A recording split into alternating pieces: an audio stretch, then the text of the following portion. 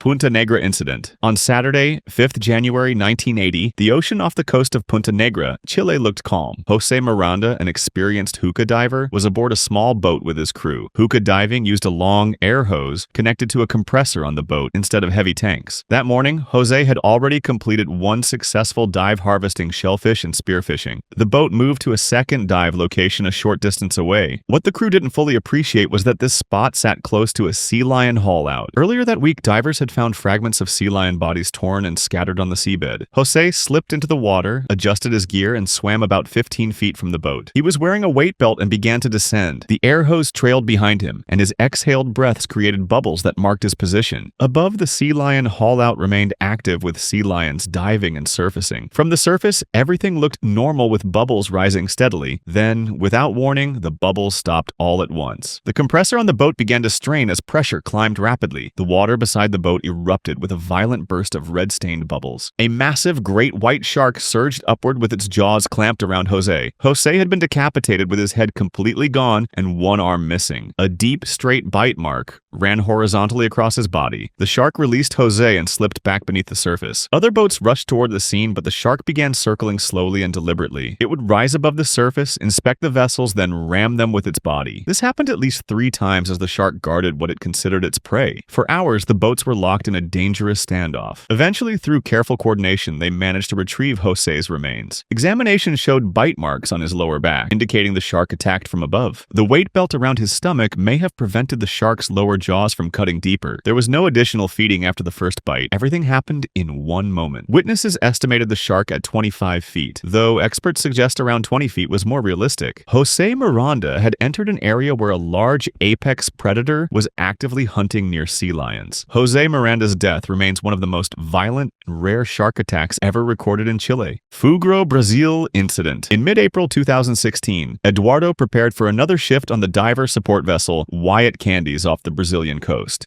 His task was underwater inspection and maintenance work at 728 feet depth, where pressure reached 22 atmospheres. Eduardo worked for Fugro, Brazil, specializing in subsea services. He had spent weeks living in pressurized chambers, his body saturated with inert gases at working depth pressure. He entered the diving bell, a pressurized 2-man chamber that served as transport. The bell descended through the water column and at 728 feet reached the seafloor. Eduardo wore specialized equipment with an umbilical supplying breathing gas, hot water, power, and communication. On his back, he carried a Divex SLS rebreather as emergency backup. Eduardo exited the bell and moved across the seafloor with powerful work lights. An ROV accompanied him, monitoring his safety from a distance. The work proceeded normally with Eduardo performing tasks he had done countless times. His lights were attracting attention from something watching in the darkness. A swordfish approximately 5 feet long swam in the depths surrounding the work site. The fish approached, swimming closer to investigate the bright lights. The attack happened without warning as Eduardo's back was turned. The swordfish accelerated suddenly with its bill aimed like a spear at Eduardo's back. The bill jammed directly into the Divex SLS rebreather, mounted on his back, not penetrating his body. The swordfish found its bill stuck and began thrashing violently. Its tail whipped back and forth with explosive force transmitted through the rebreather. Eduardo felt the impacts but couldn't see what was happening behind him. His umbilical connection remained intact, and he was still breathing normally. Eduardo made the decision to return to the diving bell immediately. The ROV camera captured Eduardo moving across the seafloor with the 5-foot swordfish jammed into his equipment. Eduardo reached the bell and positioned himself for entry. As he positioned at the entrance, the swordfish made one final desperate attempt to free itself. Suddenly, the swordfish came loose and swam away rapidly into the darkness. Inside the pressurized chamber, Eduardo was completely unharmed. His body had never been touched and the umbilical remained fully intact, but the Divex SLS rebreather showed obvious damage from the attack. The SLS had saved Eduardo's life by intercepting an impact that would have been devastating. The ROV video was released and went viral, accumulating millions of views worldwide.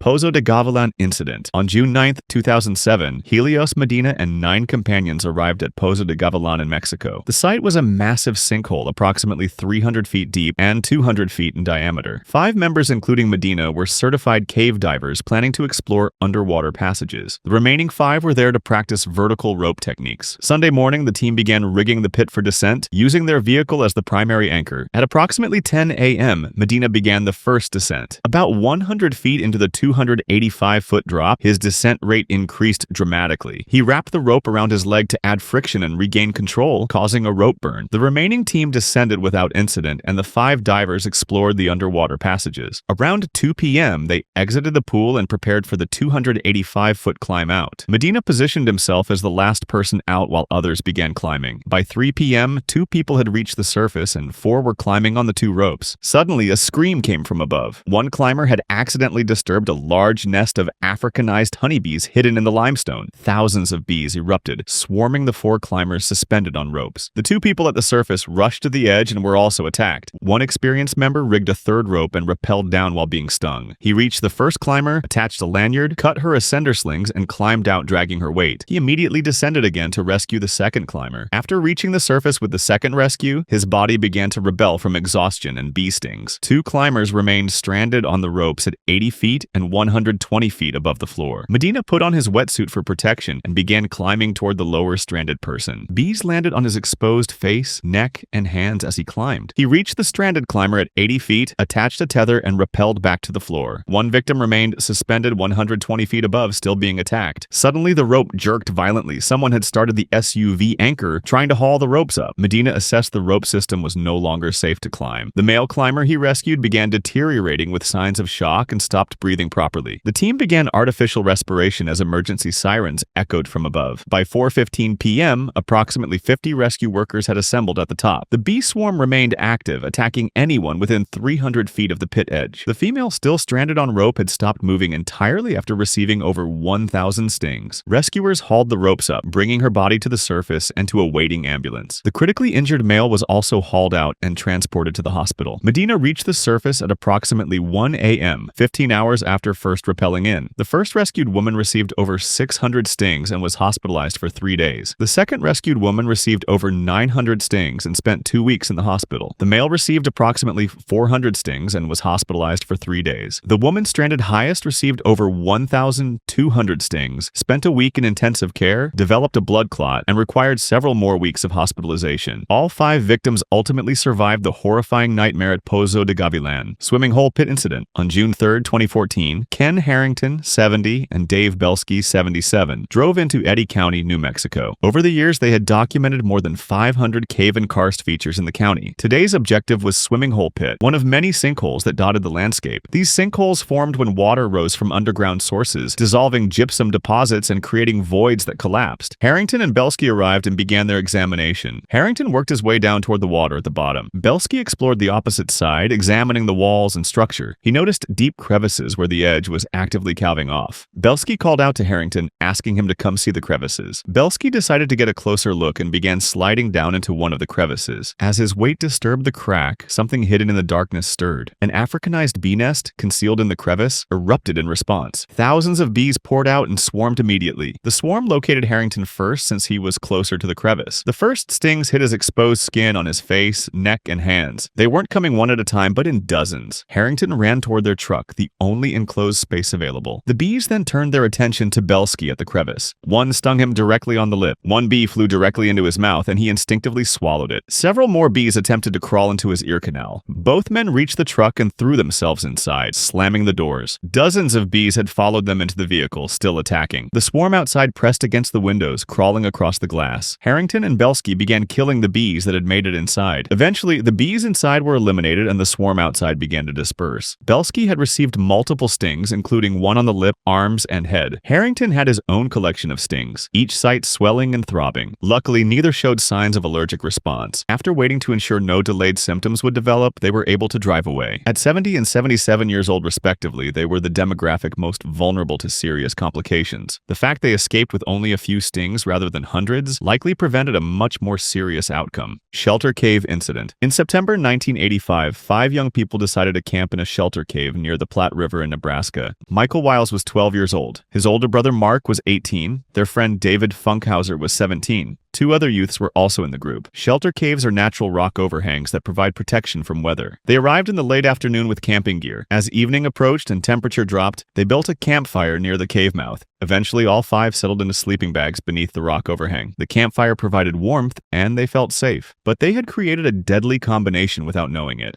Groundwater had been seeping through the rock layers, gradually weakening the structure. The campfire heat made it worse. When rock heats, it expands. When it cools, it contracts. This created stress along existing cracks. Together, groundwater and fire heat were compromising the ceiling above them. But there was no visible warning. Without any warning, a massive slab of cave ceiling suddenly collapsed. Tons of rock came crashing down on the sleeping campers. The collapse happened with devastating speed. Michael Wiles was crushed instantly beneath the falling debris. His brother Mark died in the same instant. David Funkhauser also died beneath the falling rock. The two other youths somehow escaped being crushed. They survived but were in complete shock. They tried desperately to dig through the rubble, but the weight was too heavy for two teenagers to move. The survivors made their way out to seek help. When rescue workers arrived, they found a devastating scene. Recovery required heavy equipment to lift the collapsed slab. The investigation identified groundwater seepage and campfire heat as the causes. The combination had weakened the rock and triggered the collapse. Marbo Cave Incident. On the 25th of July 2015, Senior Airman Drew Belair prepared for a weekend adventure. He was 20 years old from Iowa, deployed to Anderson Air Force Base in Guam. The temperature was 89 degrees Fahrenheit, and the air felt thick and oppressive. Drew's friends had told him about Marbo Cave's legendary freshwater pools. They described it as a swimming paradise. The entrance lay hidden beneath ancient trees with a steep descent. At the bottom, the cave system revealed crystal clear water. The main pool was about 100 feet across. Beneath the surface, darker openings led to underwater passages. After the brutal heat above, the cool water felt like paradise. Drew's friends were swimming through underwater passages between different sections. Drew had always been a strong swimmer. He spotted an entrance to a cave about 8 feet below the surface. His friends had mentioned chambers with air pockets where you could rest. Drew took several deep breaths and dove down. The underwater world was beautiful with blue-green light. He entered the opening and the limestone walls closed around him. But something was wrong. The passage continued much longer than expected. It curved and branched in unexpected ways. Drew's chest tightened as his air supply ran low. There was no sign of an air pocket ahead. Panic set in. He had entered a different section than his friends described. Drew tried to turn around, but the tunnel was barely wider than his shoulders. His movements became frantic. The return felt like swimming through molasses. His vision narrowed with dark spots. On the surface, his friends noticed his absence and grew alarmed. They dove repeatedly searching for him. But Marbo's cave system was vast with dozens of passages. Without proper diving equipment, their search was limited. Deep in the maze, Drew's strength failed. His brain struggled to maintain direction. His body began to shut down from a lack of oxygen. One friend scrambled up to call emergency services, but help was many minutes away in the remote jungle location. By the time rescue divers arrived with scuba equipment, it was too late. They found Drew about 40 feet from the main entrance. He was trapped in a section with no air pocket and no escape.